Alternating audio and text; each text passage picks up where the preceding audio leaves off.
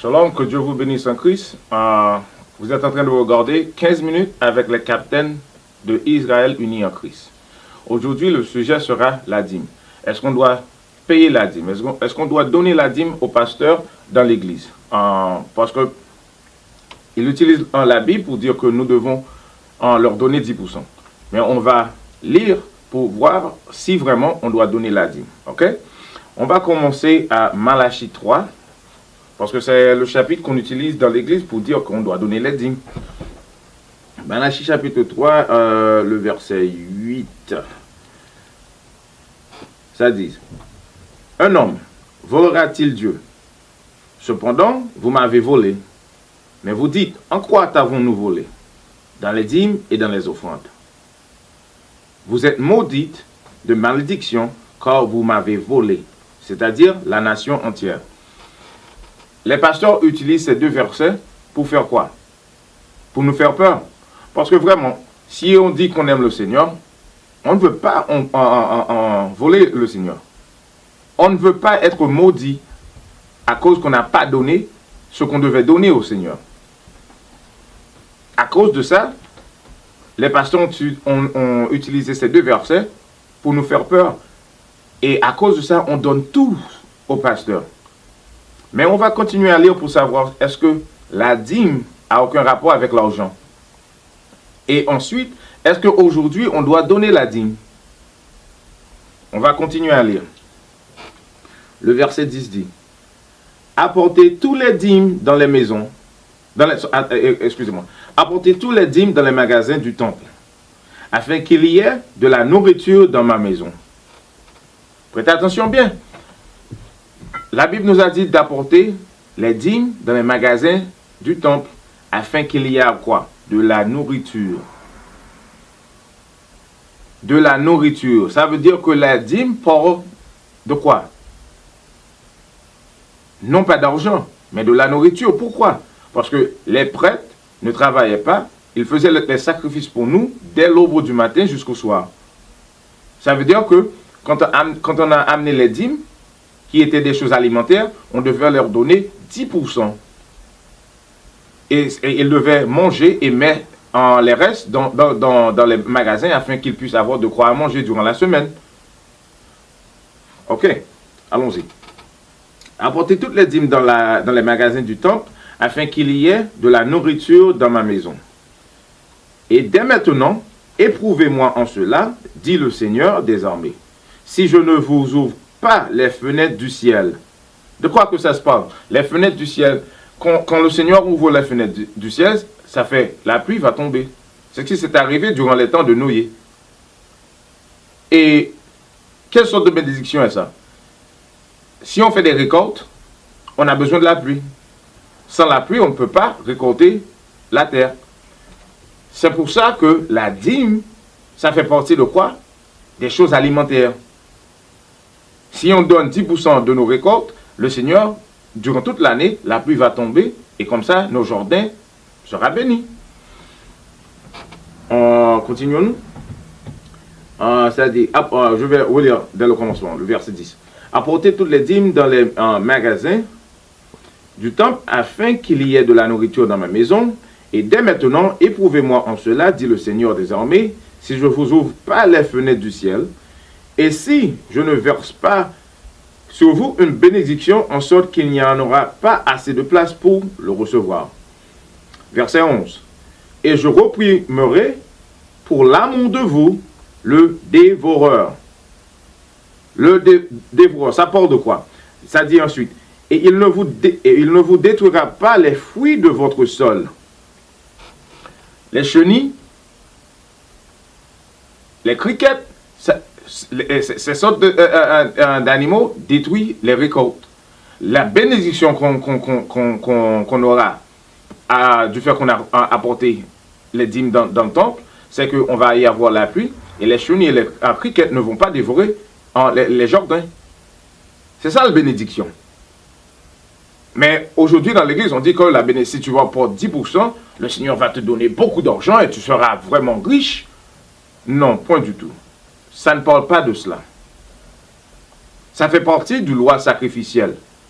Et ça a rapport aux prêtres Lévi, aux prêtres de Lévi qui sont aujourd'hui les Haïtiens. Ça, ce sont eux les Lévis. Aujourd'hui, le temple de Jérusalem n'existe pas. Ok? Les prêtres n'existent pas. Ça veut dire que les 10% qu'on devait apporter pour les dîmes, on ne doit pas faire ça. Mais les pasteurs utilisent ces versets, bien qu'ils vous disent il ne faut pas utiliser l'Ancien Testament, mais ils utilisent ces deux versets pour vous faire apporter les dîmes. Ils utilisent les livres de Psaumes, mais les autres chapitres, ils ne veulent pas les utiliser. Allons-y dans la loi, qui a rapport avec les dîmes, pour savoir de quoi il s'agit quand on parle des dîmes. Quand on parle du dîme. On va y aller à Deutéronome chapitre 14. On va commencer au verset 22. Ça dit, tu ne manqueras pas de donner la dîme de tout le rapport de ta semence que ton champ produira chaque année. D'après la loi sur la dîme, on devait donner la dîme de tous les rapports de semences que nos champs produisent chaque année. Ça veut dire que qu'est-ce qu'on plante dans les champs? Des choses alimentaires. Maïs, blé, du riz, quoi qu'il soit, framboise, toutes sortes de choses alimentaires. On devait prendre 10% de ces choses-là et apporter ces choses aux prêtres. On va continuer à lire pour voir qu'est-ce qu'on devait faire avec ça. Je vais vous lire dès le commencement. Tu ne manquerais pas de donner la dîme de tout le rapport de ta semence que ton champ produira chaque année. Et tu mangeras devant le Seigneur ton Dieu. Tu mangeras devant le Seigneur ton Dieu. Non pas apporter 10% de ton argent et donner ça au pasteur. Tu devais manger ça. Après avoir sacrifié les choses, une portion devait aller au prêtre et l'autre, toi et ta famille devaient manger et célébrer devant le Seigneur. On ne fait pas ça à l'église aujourd'hui. On fait passer seulement les bouquets pour ramasser de l'argent. Et l'argent se sert à quoi? Pour le pasteur, afin qu'il puisse avoir des avions, des belles voitures, des belles maisons. Ça ne devait pas être comme ça. Verset 23, tu mangeras devant le Seigneur ton Dieu au lieu qu'il aura choisi pour y placer son nom. Ça, la place, c'était Jérusalem, dans le temple de Salomon. Le temple n'existe pas. Ça a été brisé dans les années 70.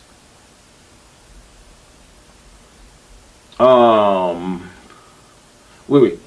La dîme de ton grain, de ton vin et de ton huile, et les premiers nés de tes troupeaux de bœuf et de brebis, afin que tu puisses apprendre à craindre le Seigneur ton Dieu à toujours. La dîme s'agit de grains, du vin, d'huile, les premiers nés de tous les troupeaux, bœuf, brebis, quoi qu'il soit. On devait tous apporter et donner 10% aux prêtres, et le reste, on devait manger et célébrer devant le Seigneur. Mais aujourd'hui, le pasteur t'a dit, tu dois donner l'argent. Parce qu'il dit non, il n'y avait pas d'argent dans les temps anciens, c'est pour ça qu'on devait apporter des grains, du vin. Oui, il y avait d'argent dans les temps anciens. Les pharisiens ont demandé au Christ, qui est-ce qu'on doit payer les taxes? Le Christ leur a répondu, l'image qui est sur l'argent. Qui est cette image? On a dit César. Il dit, rendez à César ce qui est à César. Les pharisiens faisaient les sacrifices dans les temps anciens. Mais les dîmes, c'était toujours animaux et du grain. Des choses alimentaires. On va continuer de lire la loi. Verset 25. Ouais. Alors, je vais relire le verset 24. Et si le chemin est trop loin pour toi, en sorte que tu ne puisses les porter, ou si le lieu que le Seigneur ton Dieu aura choisi pour y placer son nom est trop loin de toi, lorsque le Seigneur ton Dieu t'aura béni, ça veut dire que si tu habites, on était éparpillés tout partout sur la terre. Ça veut dire que si j'habitais en Éthiopie et je devais aller en Israël, qu'est-ce que je devais faire? Verset 25. Alors, tu l'échangeras pour de l'argent. Mais les pasteurs ont dit dans les temps anciens, il n'avait pas d'argent. Oui, il avait toujours d'argent. Mais la dîme n'a aucun rapport avec l'argent. Si le chemin était trop loin pour moi, ça veut dire que, disons que j'ai une grande famille et je devais voyager d'Égypte en Israël, ça c'est un long trajet. Et pour apporter beaucoup de brebis avec moi, ça est trop lourd. C'est un fardeau trop lourd pour porter. Je devais prendre toutes les choses et je devais les vendre et prendre de l'argent pour faire quoi? Et verset 25. Alors tu l'échangeras pour de l'argent et tu en cesseras l'argent en ta main. Tu iras au lieu que le Seigneur ton Dieu aura choisi et tu dispenseras l'argent pour tout ce que ton âme désirera. En arrivant à Jérusalem, on ne va pas donner l'argent au prêtre, mais on va prendre l'argent et acheter tout ce qu'on avait en besoin. Des brebis, d'huile, du grain, du vin, pour manger et pour y boire, pour fêter devant le Seigneur. Et 10%, on devait retirer une portion qui est la dîme et donner ça au prêtre. Mais non pas l'argent. Oui, 25. Alors tu l'échangeras pour de l'argent et tu serreras l'argent en ta main. Tu iras au lieu que le Seigneur ton Dieu aura choisi. Et tu dispenseras l'argent pour tout ce que ton âme désirera. Des bœufs, des moutons, du vin.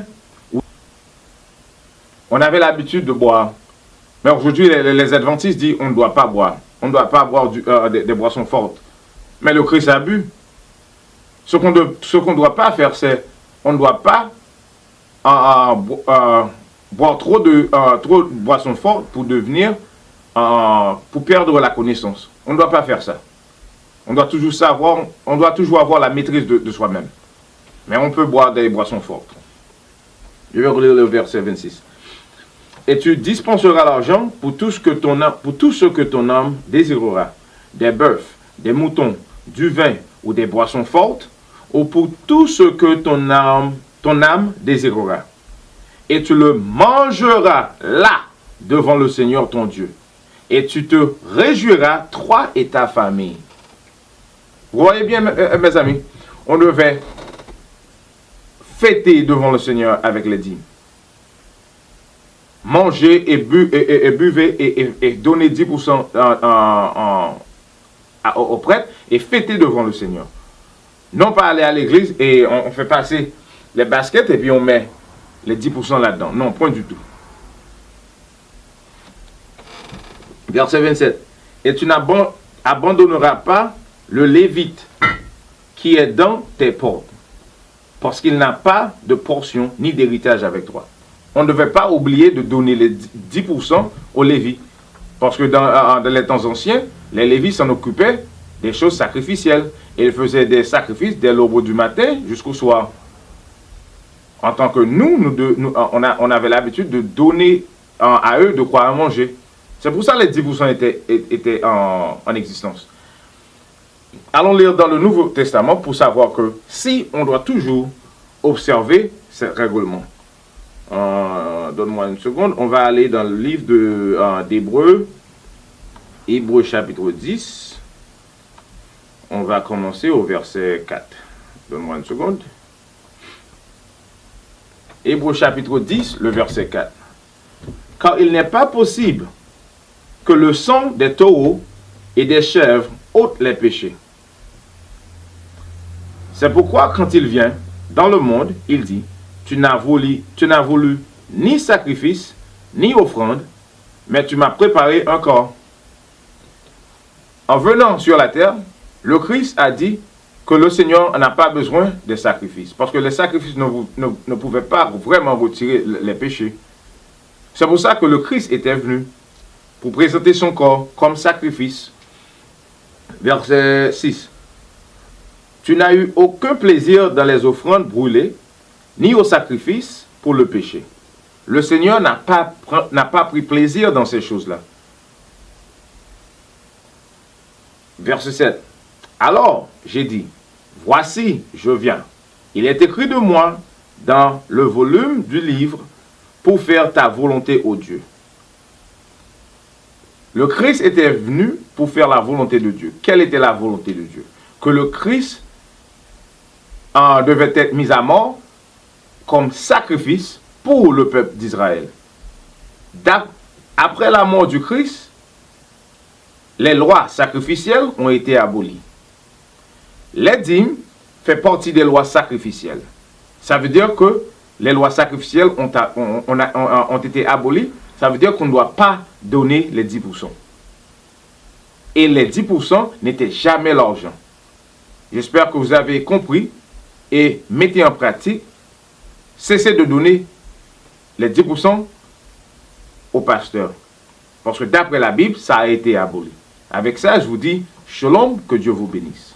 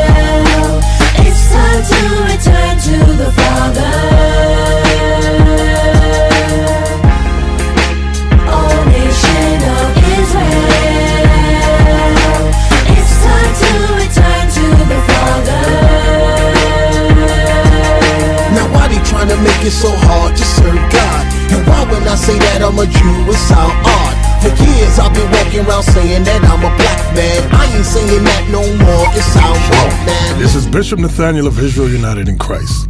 Please subscribe to our YouTube channels. Stay up to date with our latest events, music, and classroom lessons.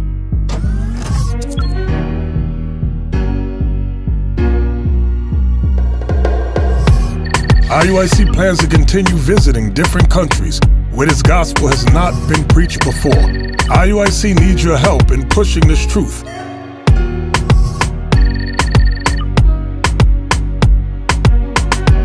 So join us. Subscribe to our Instagram, Facebook, Twitter, and podcast, and stay up to date with us.